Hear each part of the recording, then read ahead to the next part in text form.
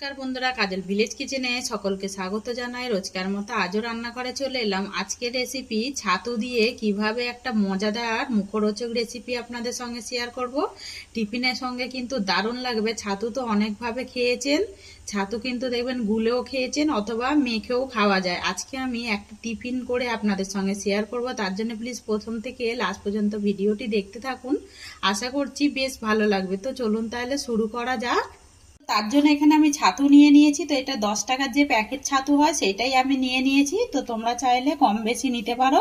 এখানে কিন্তু ছোট ছোট করে আলু টুকরো করে কেটে নিয়েছি। তো এইটাই আমি আগে একটা পুর রেডি করে নেব, তারপরে আমি দেখাচ্ছি। তার জন্য গ্যাসটাকে অন করে কড়াটা গরম হতে বসিয়ে দিয়েছি। কড়ার মধ্যে দিয়ে দেব 2 চামচের মতো সাদা তেল। তো দেখুন দিয়ে দিলাম সাদা তেল। এর থেকে বেশি দেবার দরকার নেই, অল্প তেলের মধ্যেই কিন্তু হয়ে যাবে। তো দেখুন তেলটা কিন্তু গরম হয়ে গেছে। দিয়ে দেবো আমি এখানে গোটা জিরে ফোড়ন। তো ফোড়নটা আমি দিয়ে দিলাম, দিয়ে একটু ফোড়নটাকে একটু ভেজে নেব। আর দেখুন ফোড়ন থেকে কিন্তু একটা মিষ্টি সুন্দর গন্ধ ছেড়েছে। যে জিরে ফোড়নটা দিয়েছি এর মধ্যে এবারে দিয়ে দেবো আমি একটা কেটে রাখা পেঁয়াজ। আমি এইভাবে টুকরো করে নিয়েছি, একটুখানি মোটা মোটা মতো রয়েছে। দেখুন এটাকে আমি খুব বেশি নাড়াচাড়া করবো না, অল্প একটু ভেজে নেব যাতে করে কাঁচা গন্ধটা খালি চলে যায়। আর দেখুন কাঁচা গন্ধটা যে থাকে পেঁয়াজের, ওইটা কিন্তু একেবারে চলে গেছে। আর বেশি আমি ভাজবো না, এরকম আমি ভেজে নেব। আর এই দেখুন এখানে আমি এক বাটি আলু কেটে নিয়েছি, মানে একটু বড় সাইজের একটা টুকরো করে এইভাবে ছোট ছোট করে পোস্ত যেরকম হয় সেইভাবে কেটে নিয়েছি। এই আলুটাকে আমি দিয়ে দেব, দিয়ে খুব ভালো করে এইভাবে মিশিয়ে নেব। আর দেখুন আলুটা দেওয়ার পরে এবার আমি এখানে দিয়ে দেব একটা গাজরকে এইভাবে আমি টুকরো করে নিয়েছি, ছোট ছোট গাজর দিয়ে দেব। গাজরটাও দিয়ে আমি এইভাবে মিশিয়ে নেব।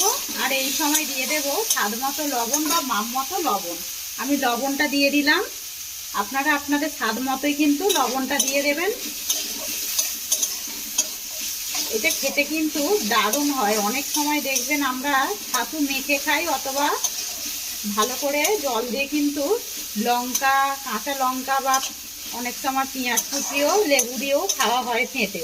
তো একবার এইভাবে করে দেখবেন, তাতে করে কিন্তু বেশ টিফিনটা একদম অন্যরকম হবে। খেতে কিন্তু স্বাদটাও কিন্তু একটু অন্য রকমেরই পাবেন। আর দেখুন সমস্ত উপকরণগুলো মিশিয়ে নিলাম। এবার আমি দিয়ে দেবো এখানে এইভাবে আমি 2 টুকরো ক্যাপসিকামকে মানে কেটে নিয়েছিলাম টুকরো করে, ক্যাপসিকামটাও দিয়ে দিলাম।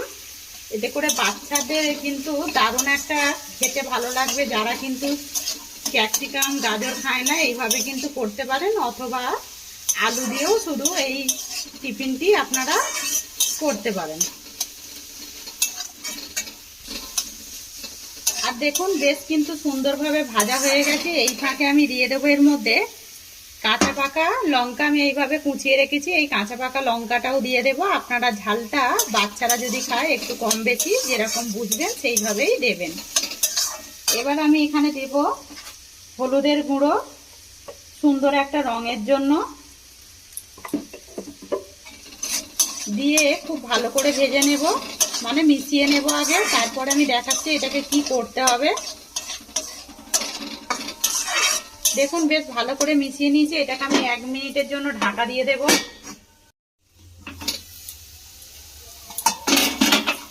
তো দেখুন তেল ছাড়তে কিন্তু শুরু করেছে। আমি এই সময় কিন্তু গ্যাসটাকে একটু আস্তে করে দিয়েছি যাতে করে আলুটা একটু সুন্দরভাবে সিদ্ধ হয়ে যায়। এবার আমি দিয়ে দেব এর মধ্যে আদা রসুন বাটা। আর আমি এখানেও আধখানা কিন্তু কাঁচা লঙ্কা বেটে নিয়েছি। দেখুন এখানে আমি 1/2 চামচ দিয়ে দিলাম, একদম ছোট একটা কাঁচা লঙ্কার আমি অল্প একটু বেটে নিয়েছি। আমি এর মধ্যে কোনো লঙ্কার গুঁড়ো ব্যবহার করছি না। তো দেখুন কাঁচা একটা গন্ধ চলে গেছে মশলার, কিন্তু আদা রসুন আর যে কাঁচা লঙ্কাটা আমি দিয়েছিলাম এর মধ্যে এবারে দিয়ে দেব জিরে। 1/2 চামচের মতো দিয়ে দিলাম জিরে, দিয়ে আমি আবারও একটু মিশিয়ে নেব। তো দেখুন দারুণ সুন্দর কিন্তু একটা মশলা যে ভাজা হয় সেটার কিন্তু সুন্দর একটা গন্ধও ছাড়ছে। আমি এটাকে এবারে ঢাকা দিয়ে দেব। আর দেখুন 1 মিনিট মতো হয়ে গেছে ঢাকা দিয়েছিলাম। 1 মিনিট পর ফিরে এলাম। দেখুন মশলা থেকে কিন্তু তেল ছাড়তে শুরু করেছে। মানে এবার আমি এর মধ্যে দিয়ে দেব, আমি একটু ম্যাগি মশলা দিচ্ছি। ম্যাগি মশলাটা দিলে পরে কিন্তু সুন্দর একটা টেস্ট হবে, তার জন্য দেওয়া।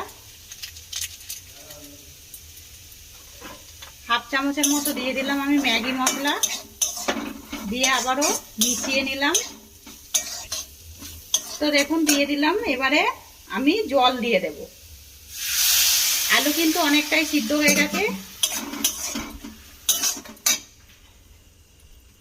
তো দেখুন আর বেশি জল দেব না, এটা একদম শুকনো শুকনো করে এবারে আমি রেডি করে নেব। তো এবারে ঢাকা দিয়ে দেব আমি। তো দেখুন আমি ফাঁকে ফাঁকে একবার করে নাড়াচাড়া করে দিয়েছিলাম। আর দেখুন জলটা কিন্তু একেবারে মরে গেছে। আলুটাও কিন্তু দেখুন একদম অল্প মানে জলের মধ্যেই সিদ্ধ হয়ে গেছে। আমার ওইটা কষাতে কষাতেই কিন্তু সিদ্ধ হয়ে গেছিল। এবারে লাস্টে নামানোর আগে একটু ধনেপাতা কোঁচানো দিয়ে দেব, দিয়ে একটু ভালো করে মিশিয়ে নেব। আর দেখুন একেবারে কিন্তু পুরটা একদম রেডি হয়ে গেছে। আপনারা চাইলে কিন্তু লবণটা একটু চেক করে নিতে পারেন এই ফাঁকে। আর দেখুন পুরটা কতটা সুন্দর হয়েছে। আর এরকমই কিন্তু শুকনো শুকনো করে পুরটা করে নিতে হবে। এবার আমি পুরটা ততক্ষণ ঠান্ডা করে নেব। আর দেখুন এখানে আমি ছাতু নিয়ে নিয়েছি। ছাতুর মধ্যে কিছু উপকরণ দিয়ে দেব।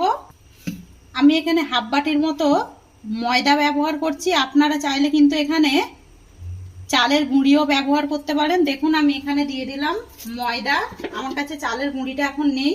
আর এর মধ্যে দেব স্বাদ মতো লবণ বা মাপ মতো লবণ, দিয়ে এবারে এই উপকরণগুলোকে একসঙ্গে মিশিয়ে নিতে হবে। এবারে অল্প অল্প করে জল দেব, দিয়ে সুন্দর করে একটা যেরকম ঠিক আটা ময়দার আমরা ডো রেডি করি সেইভাবে ডোটা ঠিক রেডি করে নিতে হবে। আমি এখানে ঠান্ডা জলই নিয়েছি। তো দেখুন ছাতু আর ময়দাটাকে খুব ভালো করে মাখিয়ে নিয়েছি, কতটা সুন্দর হয়েছে। আর দেখুন ডোটা ঠিক এরকমই হবে।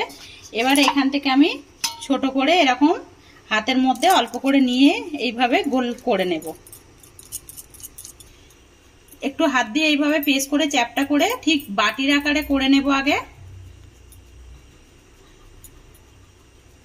তো দেখুন বাটির মতো করে নিলাম। এবারে এর মধ্যে যে পুরটা রেডি করে রেখেছিলাম এই পুরটাকে আমি মাঝ বরাবর দিয়ে দেব। দিয়ে এইভাবে একটু বেশি করেই দেব, তাতে করে খেতে কিন্তু বেশ ভালো লাগবে।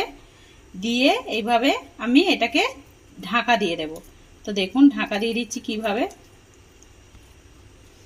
তো দেখুন এইভাবে আমি এইভাবে চেপে দেব।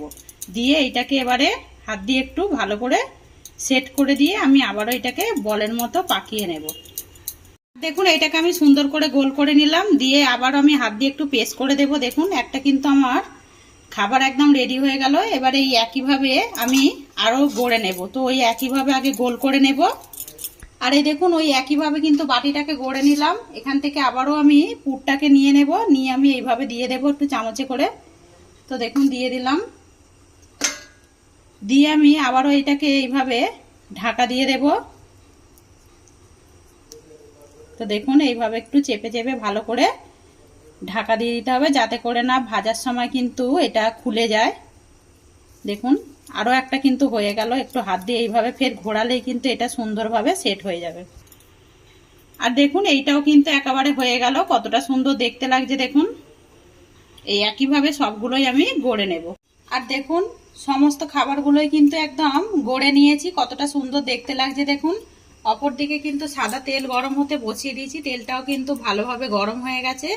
এবারে যেই আমি টিফিনটা রেডি করে রেখেছি এই টিফিনগুলোকে একে একে দিয়ে দেবো। আর মাথায় রাখবেন যে দিকটা পুর দিয়ে মুড়েছি সেই দিকটা মানে তেলের নিচের দিকটা দিতে হবে। এইভাবে সমস্ত খাবারগুলোই আমি দিয়ে দেব। আর এবার আমি এক্সট্রা করে যে ওপর থেকে তেলগুলোকে একটু দিয়ে দেব। আর যখন এক পিঠ হয়ে যাবে দেখুন অপর পিঠটা এবারে উল্টে দেব। আর টিফিনগুলো দেখুন কতটা সুন্দর লাগছে। ছাতু এইভাবে গুলে না খেয়ে এইভাবে একবার টিফিন করে খেয়ে দেখবেন, সত্যি বলছি ভালোই লাগবে খেতে, দারুণ লাগে। আর দেখুন খাবারগুলো কতটা সুন্দর কালার এসেছে দেখুন। আর এটা কিন্তু একদম আস্তে আঁচেই মানে ভাজতে হবে। আর দেখুন এইগুলোকে কিন্তু আমি উল্টে পাল্টে ভেজে নিলাম। ভাজাগুলো দেখুন কতটা সুন্দর দেখতে লাগছে, দেখুন দেখেই কিন্তু জিভে জল চলে আসবে। আর এটা টমেটো সসের সঙ্গে কিন্তু খেতে বেশ ভালোই লাগবে। দেখুন বাচ্চারা কিন্তু টমেটো সস দিয়ে খেতে পারবে, বাচ্চা কিন্তু বড়রাও কিন্তু খেতে পারবে। আর দেখুন টিফিনগুলো কিন্তু ভাজা হয়ে গেছে। এই সময় আমি গ্যাসকে একদম অফ করে দেব, দিয়ে এবারে টিফিনগুলোকে তুলে নেব। আর দেখুন এতে করে কিন্তু এক্সট্রা করে অনেক তেলও লাগছে না। দেখুন একবার এইভাবে বাড়িতে ছাতু দিয়ে করে দেখবেন, খেতে কিন্তু দারুণ লাগে আর একটা অন্য কিন্তু স্বাদও পাবেন। দেখুন সমস্ত খাবারগুলোকেই আমি নামিয়ে নিলাম। দেখুন সমস্ত টিফিনগুলোই নামিয়ে নিলাম। আর ভাজাগুলো দেখুন কতটা খাস্তার মুচমুচে হয়েছে। 10 টাকার ছাতু দিয়ে কিন্তু মজাদার মুখরোচক একটি টিফিন আপনাদের সঙ্গে শেয়ার করলাম। রেসিপিটি যদি ভালো লেগে থাকে একটা লাইক করে দেবেন, বন্ধুদের সঙ্গে শেয়ার করবেন আর এই ছোট্ট চ্যানেলটিকে সাবস্ক্রাইবার করে নেবেন। আমার এরকম নিত্য নতুন রান্নার জন্য পাশে থাকা বেল আইকনটি প্রেস করবেন। সবাই ভালো থাকবেন, সুস্থ থাকবেন। ধন্যবাদ। আবারও নতুন ভিডিও নিয়ে ফিরে আসবার। ভেতরটা দেখুন কতটা সুন্দর হয়েছে, খেতে কিন্তু দারুণ লাগবে।